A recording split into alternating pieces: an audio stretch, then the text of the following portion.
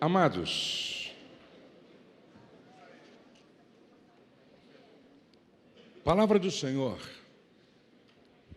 em 2 Crônicas, capítulo 21, verso 5, diz assim: da idade de 32 anos era Jeorão, quando começou a reinar, e reinou 8 anos em Jerusalém. Verso 19: e sucedeu que depois de muito tempo, ao fim de 2 anos, saíram-lhe as entranhas por causa da doença, e morreu daquela grave enfermidade, e o seu povo não lhe honrou, não queimou aroma como queimara seus pais.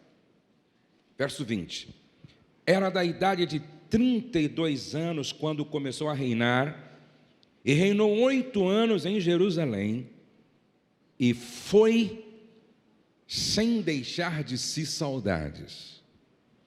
E sepultaram-no na cidade de Davi, porém não nos sepulcros dos reis. Guarde isso. Jeorão se foi, sem deixar de si saudades. Agora, Hebreus 11, verso 4. Pela fé, Abel ofereceu a Deus maior sacrifício do que Caim, pelo que alcançou o testemunho de que era justo, dando Deus testemunho dos seus dons, e por ela, depois de morto, ainda fala. Olha a diferença de Jeorão em relação a Abel. Um morre, e o seu nome é riscado da memória do seu povo. O outro morre, mas a Bíblia diz que mesmo depois de morto, ainda influencia, ainda ensina, ainda prega, ainda fala. Segunda carta de Paulo a Timóteo, capítulo 4, a partir do verso 6. Porque eu já estou sendo oferecido por aspersão de sacrifício, e o tempo da minha partida está próximo. Paulo sabia que desta vez ele seria julgado, condenado e decapitado. Por isso, no verso 7 ele diz: combati o bom combate, completei a carreira, guardei a fé. Desde agora, a coroa da justiça me está guardada, a qual o Senhor, justo juiz, me dará naquele dia. E não somente a mim, mas também a todos os que amarem a sua vinda. Quantos podem dizer amém? Eu estava um dia no meu momento devocional, lendo mais uma vez a palavra, e quando eu cheguei naquela parte do Evangelho segundo Marcos, onde Marcos nos dá a relação de todos os nomes dos discípulos de Jesus, quando eu li assim, no final, Judas, vírgula, o traidor. Judas Iscariotes, vírgula, aquele que o traiu. O Espírito Santo me fez uma pergunta muito séria. O Espírito Santo me perguntou assim: como você quer ser lembrado? Judas Iscariotes, vírgula, o traidor. Aí o Espírito Santo me pergunta: como você quer ser lembrado?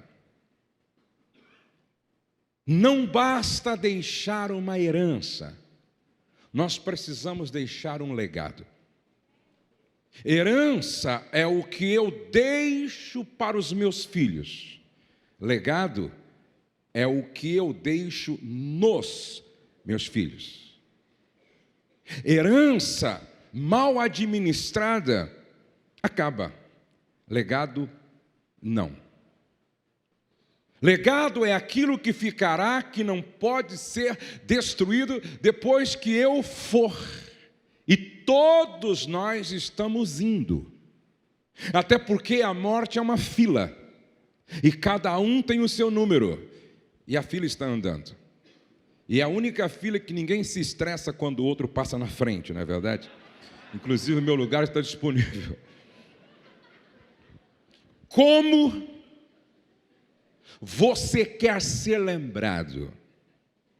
Se você morresse hoje, qual seria a frase que te definiria no seu epitáfio? Qual é a frase que a sua família colocaria? Qual é a frase que os seus amigos colocariam? E qual é a frase que Deus colocaria no seu túmulo que te definiria? Qual é a frase?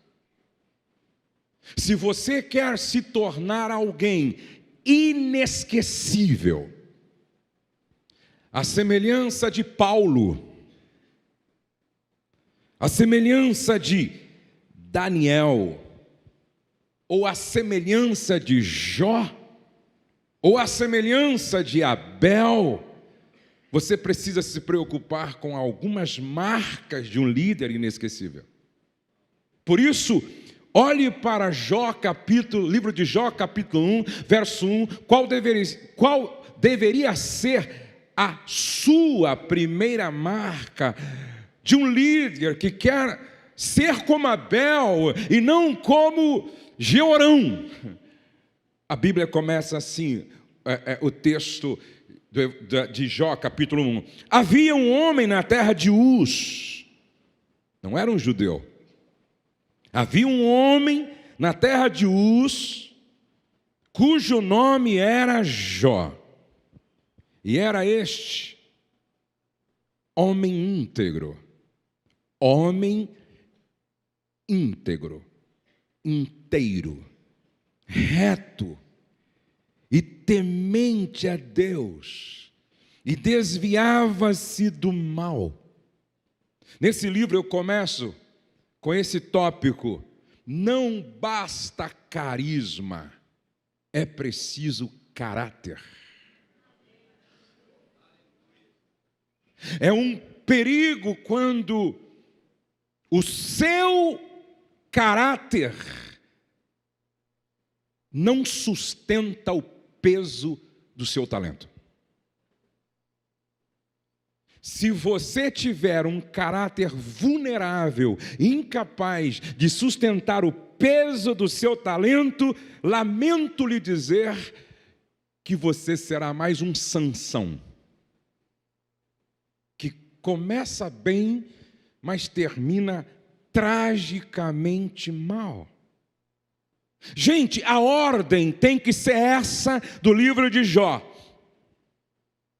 ser, fazer e ter. Vamos repetir? Ser, fazer e ter.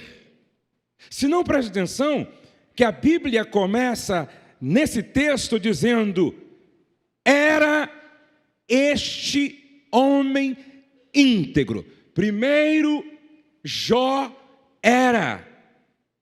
Depois, no verso de número 3, e o seu gado era de 7.000 ovelhas, 3.000 camelos, 500 juntas de bois e 500 jumentas. Eram também muitíssimos os servos a seu serviço, de maneira que este homem era maior que todos os do Oriente. Ou seja, ele era o mais rico do seu tempo na sua terra, o mais rico. Ele tinha. O problema é que ter sem ser é um ter maligno. Ter sem ser é um ter diabólico. Ter sem ser é um ter através de tudo isso que nós estamos vendo no Brasil. A maior crise no Brasil não é política. A maior crise no Brasil não é social. A maior crise no Brasil não é econômica. A maior crise no Brasil é moral. É uma crise de integridade. Aí um instituto sério de pesquisa fez uma pesquisa para saber quais eram as 3 classes mais desacreditadas na nação. Primeira, ganhou os políticos. A primeira classe mais desacreditada. A segunda, a polícia. Pasmem, a terceira, os pastores.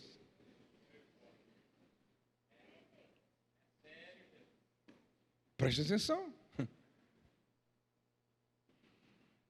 Havia um homem na terra de Uz, cujo nome era Jó, era este homem íntegro. Aí, no capítulo 1, verso 7, então o Senhor disse a Satanás: de onde vens? E Satanás respondeu ao Senhor e disse: de rodear a terra e passear por ela. E disse o Senhor a Satanás: observaste tu a meu servo Jó? Eu não posso viver sem esta consciência. Eu estou sendo observado pelo diabo. Observaste tu a meu servo Jó? Se Deus marcasse uma reunião hoje à noite com o diabo para falar a teu respeito, o que Deus teria para dizer ao diabo sobre você?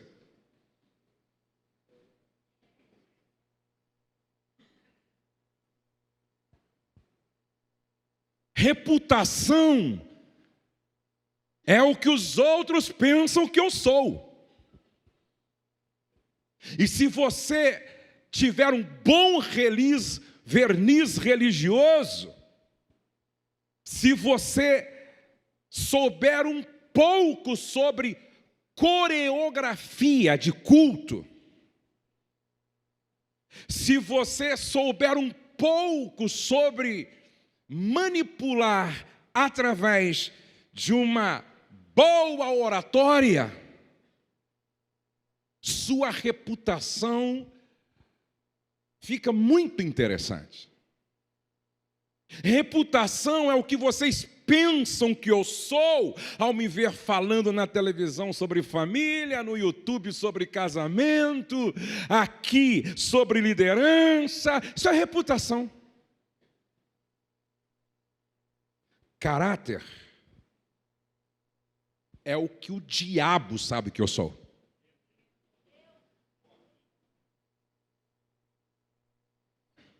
Observaste tu a meu servo Jó?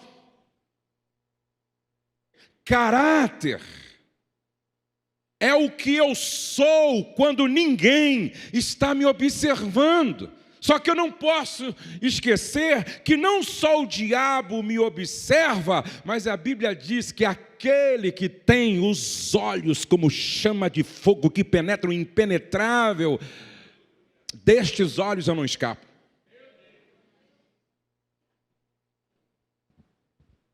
Observaste tu a meu servo Jó, porque ninguém há na terra semelhante a ele, homem íntegro, homem reto, homem temente a Deus, homem que se desvia do mal, homem íntegro, homem reto, homem que se desvia do mal. Agora eu lamento dizer para vocês que esta crise de integridade não é uma crise que está apenas para o lado de fora dos portões da igreja, ela está dentro dos portões da igreja.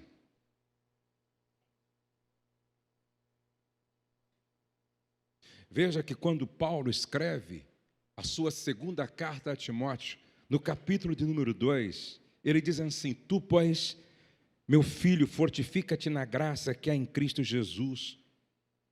E o que de mim, entre muitas testemunhas, ouviste, confia a homens fiéis, que sejam idôneos para também ensinarem os outros.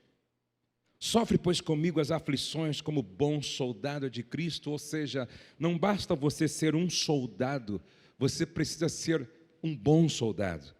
No verso 4 ele diz: ninguém que milita se embaraça com os negócios desta vida, a fim de agradar aquele que o alistou para a guerra. Quando eu leio essa epístola pastoral, eu percebo que Paulo estava talvez sem ter consciência clara, ele estava dizendo para Timóteo: não basta começar bem, você precisa terminar bem. Timóteo, olha para mim, veja como eu comecei e veja como eu estou terminando. Combati o bom combate, completei a carreira e não me vendi, e não me perdi, e não negociei valores, não negociei princípios, não negociei minha moral. Timóteo, não basta começar bem, agora você precisa terminar bem. E para você terminar bem, seja um bom soldado focado. Qual é o seu chamado? Para que você foi chamado? Porque o soldado em serviço não se embaraça com os negócios desta vida. A melhor maneira de você definir foco é saber dizer não sempre que necessário. A melhor maneira de você definir foco é saber dizer não a tudo aquilo que pode te embaraçar. O soldado em serviço não se embaraça com os negócios desta vida. Ele está focado no seu chamado, na sua missão. Ele sabe dizer não, mas vai te dar lucro, mas vai me desviar do propósito, vai me desfocar. Então, não! Ele continua. Você quer terminar bem? Verso de número 6. O lavrador que trabalha. O lavrador que trabalha. O lavrador que trabalha.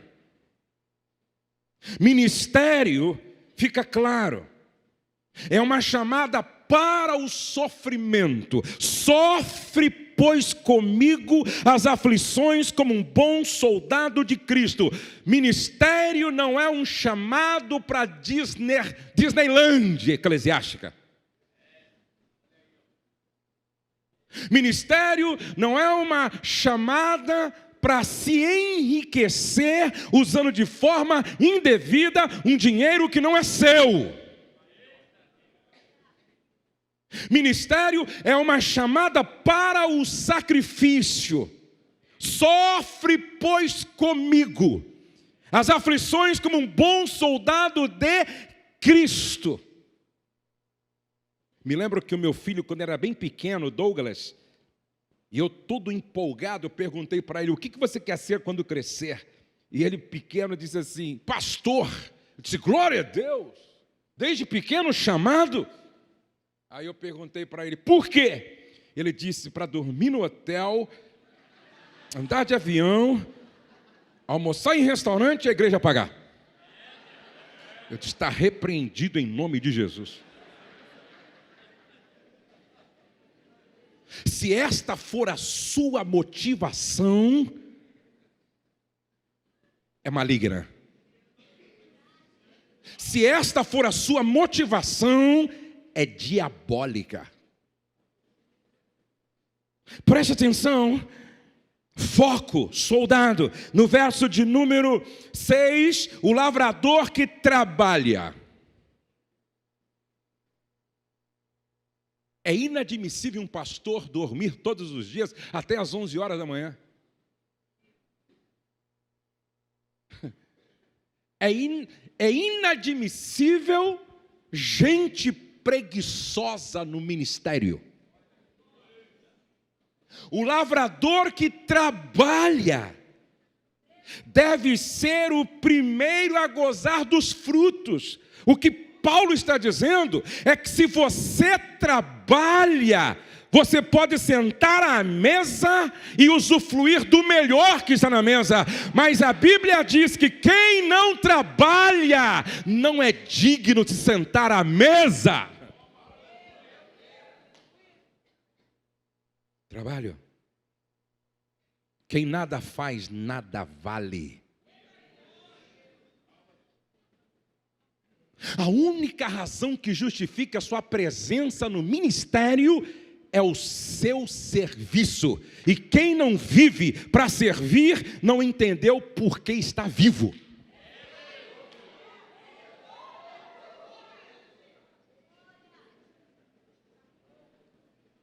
E aí, Jesus poderia terminar o seu ministério antes de ir para a cruz, realizando um milagre, provocando espetáculo midiático em Jerusalém, para que todos dissessem: ele é o cara.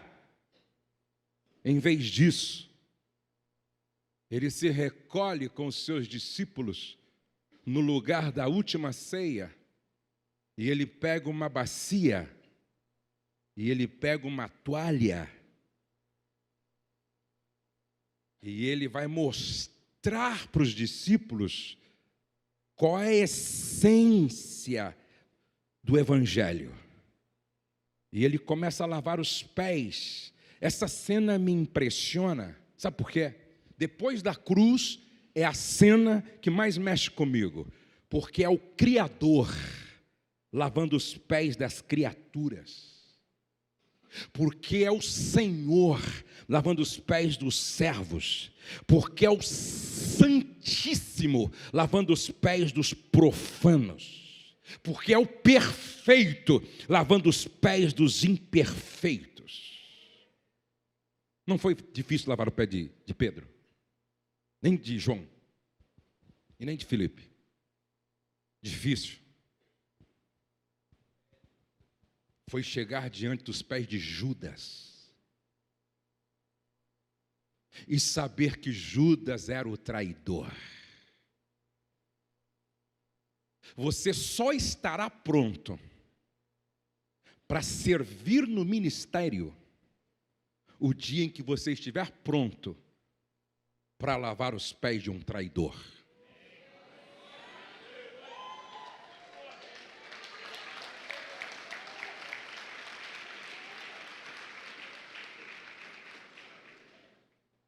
O lavrador que trabalha.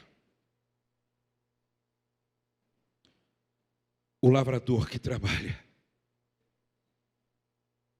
O lavrador que trabalha deve ser o primeiro a gozar dos frutos. Só que Paulo continua. Ele usa agora uma outra figura. E ele diz no verso 15, procura apresentar-te a Deus. Antes ele fala do atleta. Ele diz que o atleta não pode ser coroado. Antes, no verso 5, ele diz que o atleta não é coroado se não correr se não militar legitimamente. Se o soldado tem a ver com foco, se o lavrador tem a ver com trabalho, e o resultado, o atleta tem a ver com disciplina. Você nunca vai encontrar um atleta que alcançou o primeiro lugar no pódio sem que antes ele tenha sofrido a dor da disciplina. Preste atenção. Quem não aceita a dor da disciplina, amanhã chorará com a dor do remorso.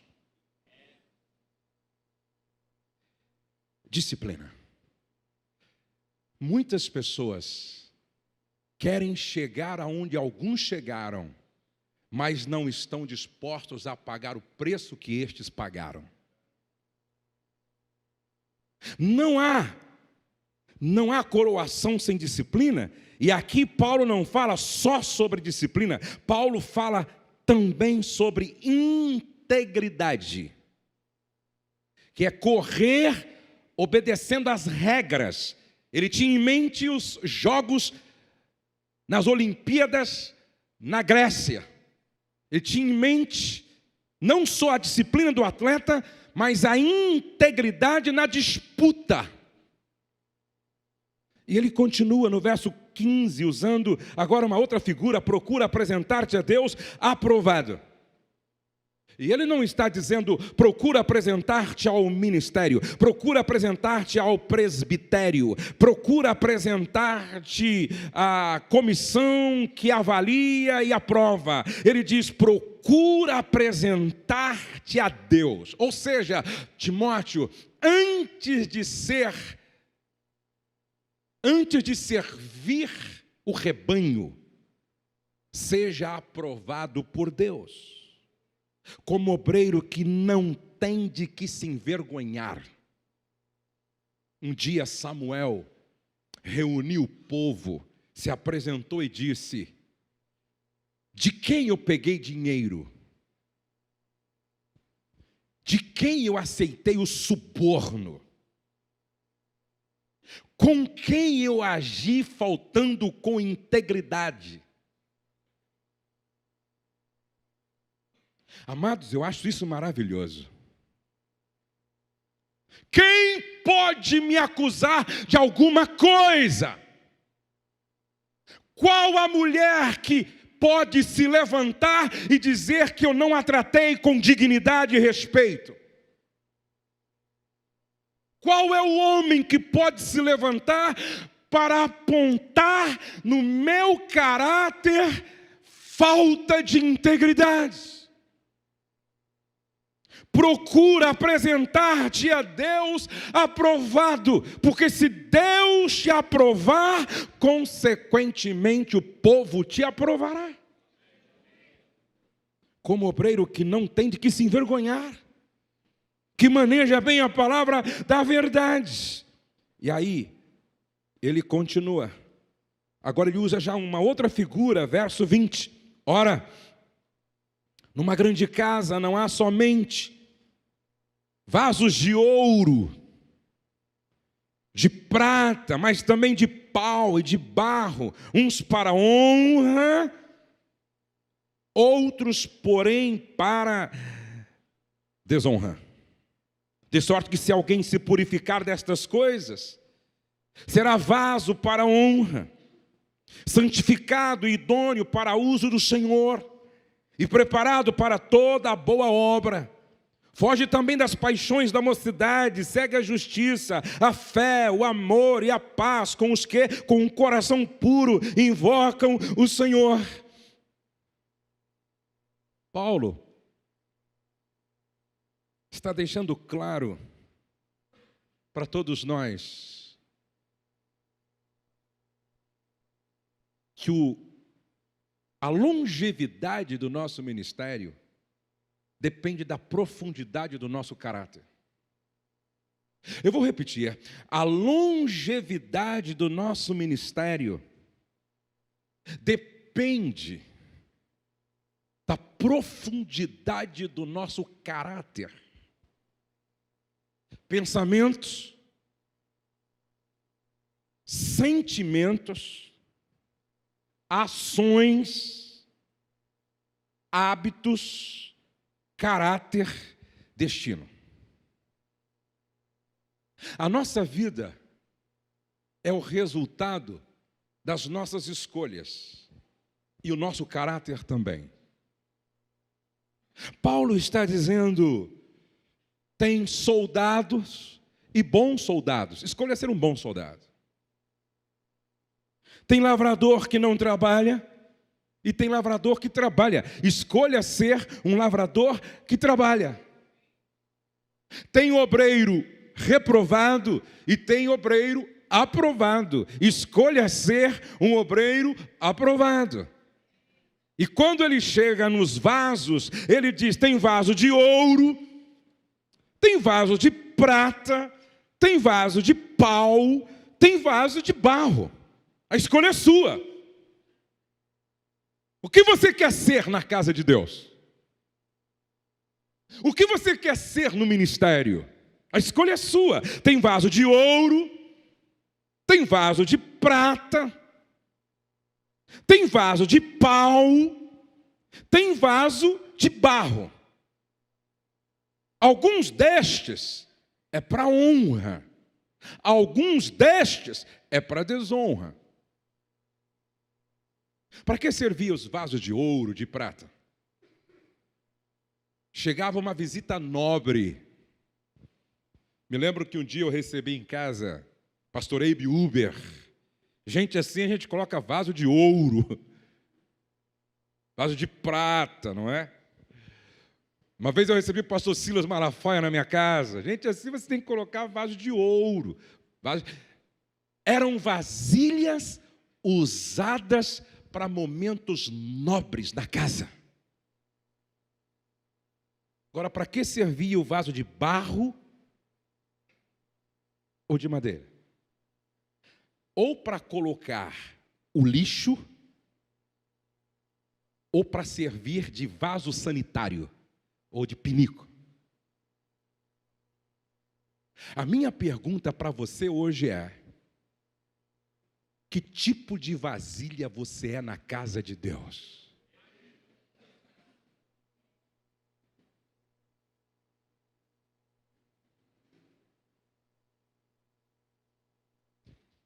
Qual é a escolha que você está fazendo? Eu visitei uma cidade nesta nação. E o irmão que me levou me contou uma história chorando. E ele dizia: eu fui membro de uma igreja, pastor. Tinha 1000 membros a igreja. De repente uma mulher abriu a boca e disse que estava tendo um caso com o pastor. Pressionaram ela. E ela disse: mas não é só o pastor. É com o vice-pastor também. Pressionaram ela. E ela disse: mas não é só com o vice-pastor. É com aquele que lidera todo o trabalho de células. 3 que decidiram ser o vaso sanitário da igreja. 3 que decidiram ser a lata de lixo da igreja. E sabe qual foi a implicação disto? A igreja acabou. Aquela igreja local acabou. Eu ouvi um testemunho de um homem, que ele estava na sua sala, um pastor, no seu escritório.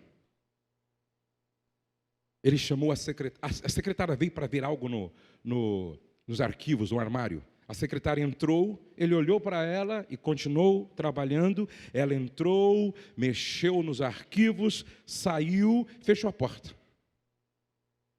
Quando ela saiu, ele ligou para o seu copastor Vem aqui, por favor. O seu pastor auxiliar entrou, fecha a porta. Ele se levantou e disse: eu vou dobrar o joelho aqui. E você vai colocar a mão sobre a minha cabeça e orar. Porque a minha secretária entrou e saiu, e algo passou na minha cabeça que eu não admito. Eu não aceito. Eu nunca abro mão do meu desejo de ser vaso de honra e nunca de desonra na casa de Deus. E aquele homem dobra o joelho, chorando, e o seu pastor auxiliar ora por ele. A minha pergunta é: qual é a nota que você daria para a sua integridade hoje? A maneira como você trata a sua mulher dentro de casa revela o substrato do seu ser. A maneira como você trata a sua mulher revela muito do seu caráter.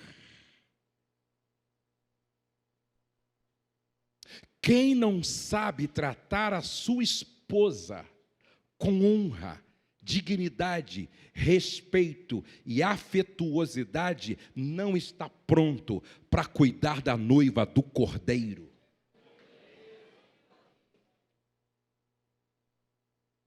A maneira como você trata os teus filhos revela muito do teu caráter. Se os meus filhos não podem dizer: pai, eu vejo Deus em você, algo está errado em mim.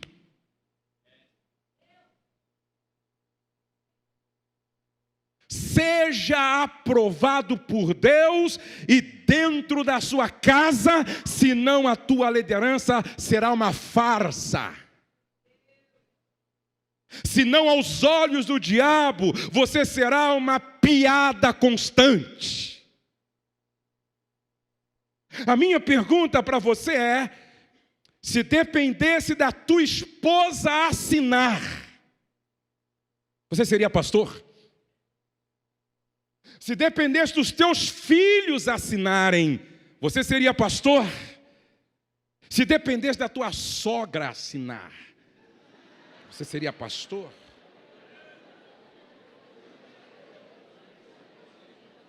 Se dependesse dos teus cunhados assinarem, você seria pastor?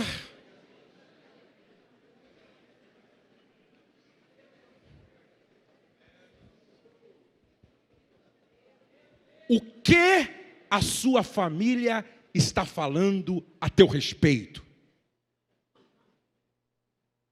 Capítulo 4 de 2 Reis. Aquela mulher vai ao profeta Eliseu e diz assim: o meu marido, teu servo, morreu, e tu sabes que ele temia ao Senhor. Eu disse para minha mulher e para os meus filhos: quando eu morrer, eu quero merecer esta frase no meu epitáfio: ele temia ao Senhor. A maneira como você lida com o dinheiro, seja o teu dinheiro, ou seja o dinheiro da igreja, revela muito do seu caráter. Um dia eu cheguei num restaurante e eu fiquei triste com uma cena que eu vi. Alguns pastores disseram: pode pedir, come, bebe, pode pedir aí, pode pedir, a igreja vai pagar mesmo. Um dia eu vi meu pai como pastor, recolhendo prego usado numa construção, recolhendo a areia que estava se desperdiçando, Eu disse: pai, é um pouquinho de areia, são alguns pregos amassados. Ele disse: não, filho, aqui está o dízimo de viúvas, aqui está o dízimo de assalariados, aqui está a oferta de gente que deixou às vezes de comer carne uma semana para ofertar. Meu filho, esse dinheiro tem que queimar na mão de um pastor. A maneira como eu lido com o dinheiro da igreja, com o meu dinheiro ou com o dinheiro do outro, revela muito do meu ser, dos meus valores, do meu caráter, da minha integridade. Aí eu termino convidando você para ler um conselho de Paulo a Timóteo. 1 Timóteo, capítulo de número 4, verso 12.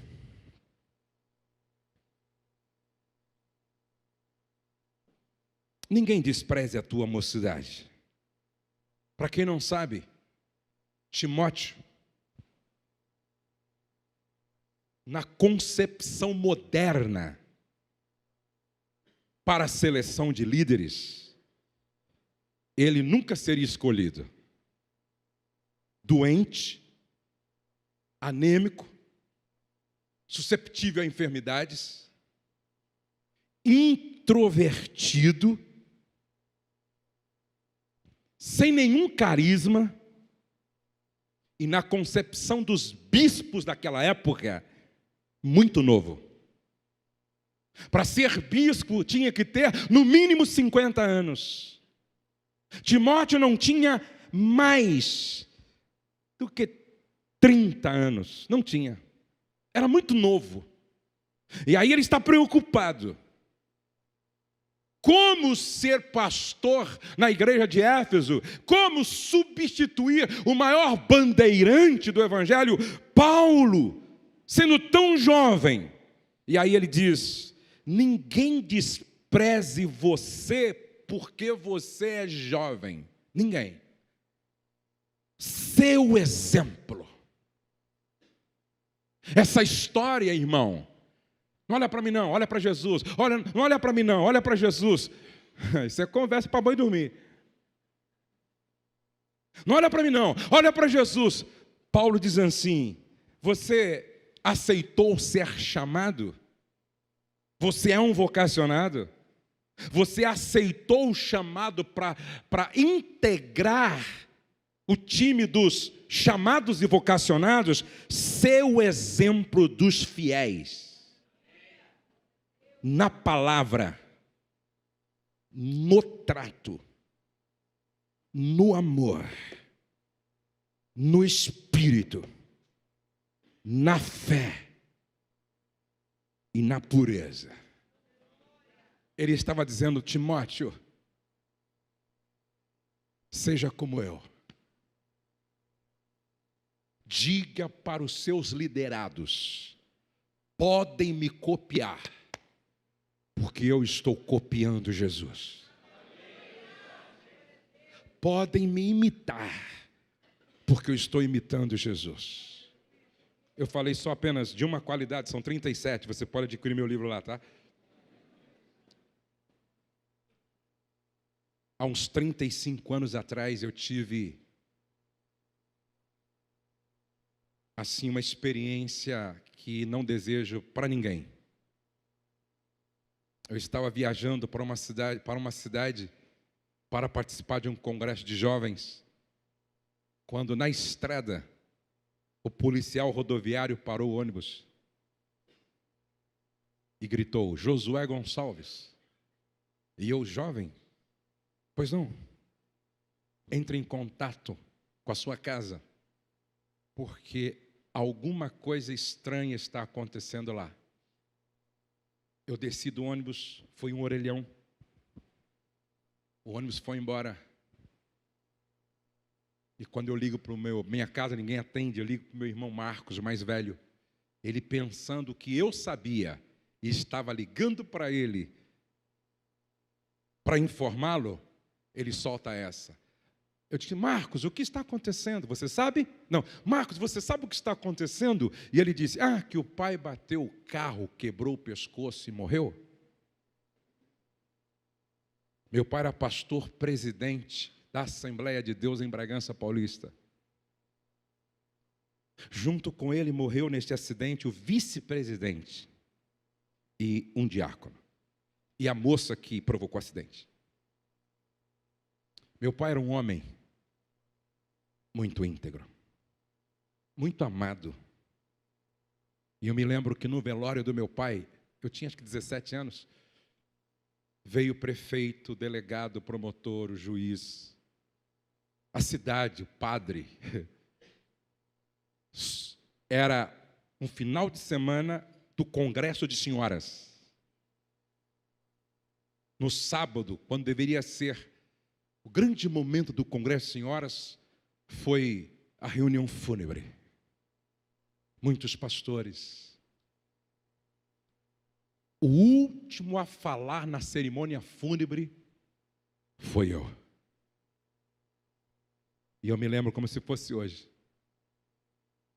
quando eu disse assim: eu não perco apenas um pai, eu perco um pastor, um amigo, um sacerdote, eu perco uma referência. Meu pai não deixou para mim 100 casas alugadas. Meu pai não deixou para mim 1.000, 2.000, 10.000 cabeças de gados numa fazenda. Meu pai não deixou para mim 5 milhões aplicados na Bolsa de Valores. Meu pai não deixou para mim uma fortuna, materialmente falando. Mas eu disse naquele dia, ele deixou aquilo que é a maior herança que um homem pode deixar, ou legado, para um filho. Ele deixou o seu caráter digno de ser copiado. Nunca vi meu pai mentir para ninguém. Nunca vi meu pai comprar e não pagar. Nunca vi meu pai brigar com a minha mãe na frente dos filhos. Nunca vi meu pai estar envolvido em um escândalo. Nunca vi meu pai fazer alguma coisa que comprometesse sua moral, sua integridade e sua honra. Em um aniversário na igreja, a igreja superlotada, ele leu aquele texto de Paulo e ele disse para a igreja: sejam meus imitadores, porque eu estou imitando Jesus. Vamos ficar de pé e nós vamos orar. Senhor, nosso Deus e nosso Pai, Deus de Abel,